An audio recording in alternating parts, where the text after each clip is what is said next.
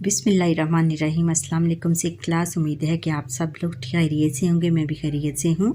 और जिन बच्चों ने मुझे सब्सक्राइब नहीं किया वो जल्दी से सब्सक्राइब करें और लाइक करें, शेयर करें और बेल आइकॉन पर क्लिक करें।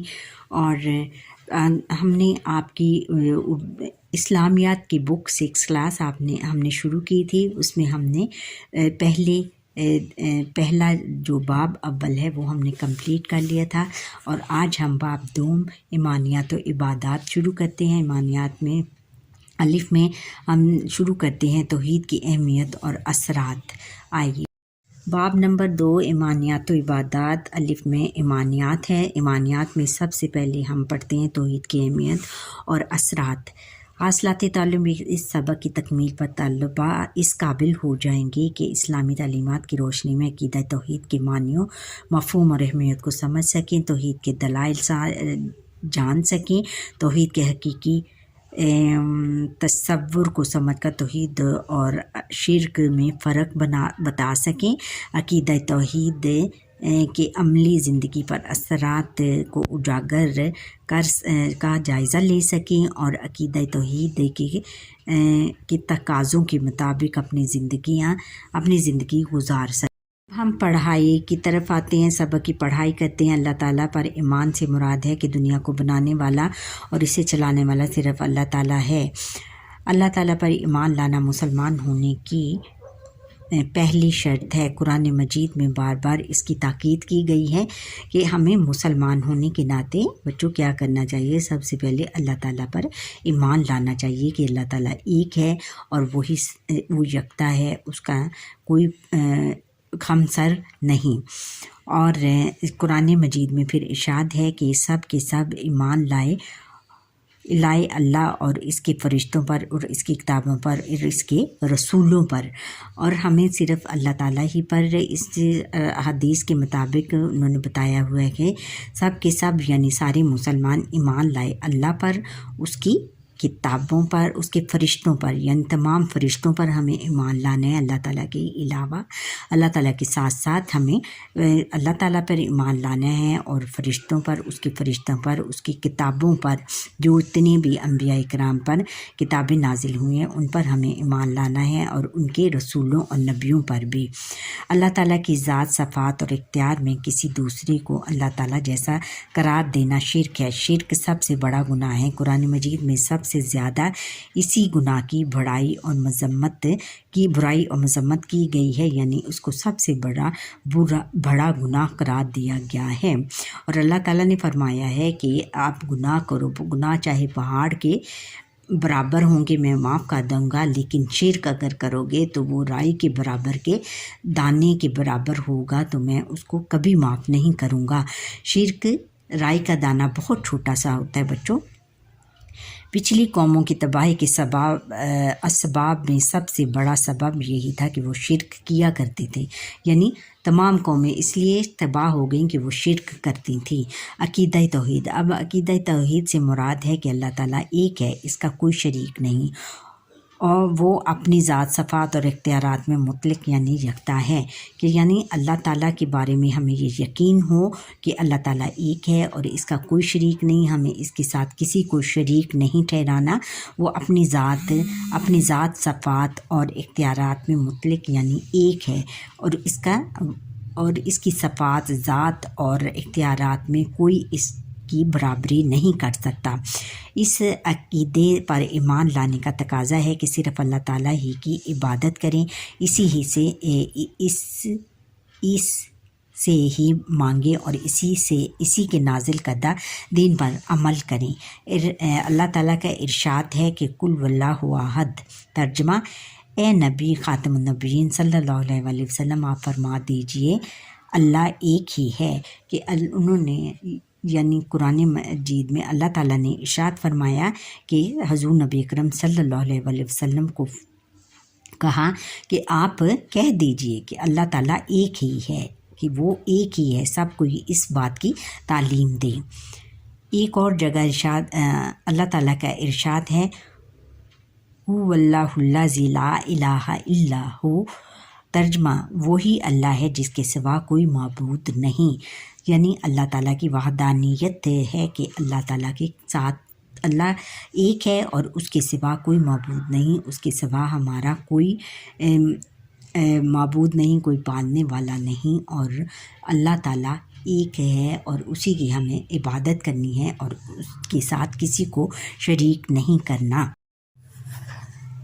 اب آگے ہے کہ حضرت محمد رسول اللہ خاتم النبیین صلی اللہ علیہ وسلم جب لوگوں کو اللہ تعالیٰ کی طرف بلاتے تو ان سے کہتے کہ اے لوگو، تم اگر یہ اقرار کر لو کہ اللہ تعالیٰ کے سوا کوئی معبود نہیں ہے تو تم کامیاب ہو جاؤ گے۔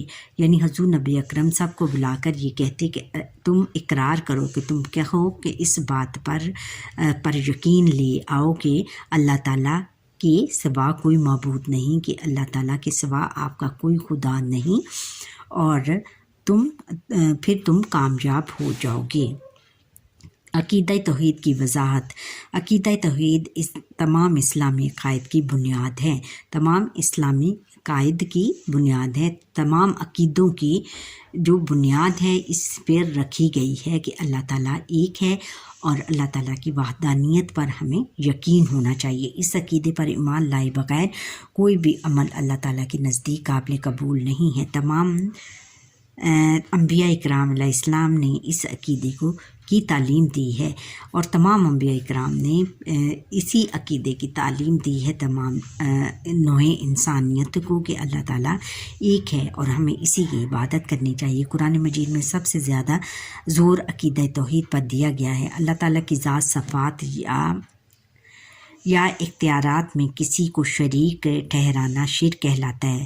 وہ سب سے بڑا گناہ ہے، جو سب سے بڑا گناہ ہے۔ اگر ہم کسی کو اللہ تعالیٰ کی ذات، صفات اور اس کے اختیارات میں، اللہ تعالیٰ کی ذات یعنی اس کی اللہ تعالیٰ کے ساتھ، اور اس کی صفات یعنی اس کی جو صفات ہیں، یعنی اس کی صفات جو ہیں، جو اللہ تعالیٰ کے اسماء حسنہ ہیں، اس میں اگر کسی کو اس کے ساتھ اس کی اور اس کے اختیارات جو کہ اللہ تعالیٰ نے ہمیں اپنے اختیارات دیے گئے ہیں، اگر ہم ان سب میں اللہ تعالیٰ کے ساتھ کسی دوسرے کو شریک کریں گے تو یہ شرک کہلاتا ہے، جو سب سے بڑا گناہ ہے۔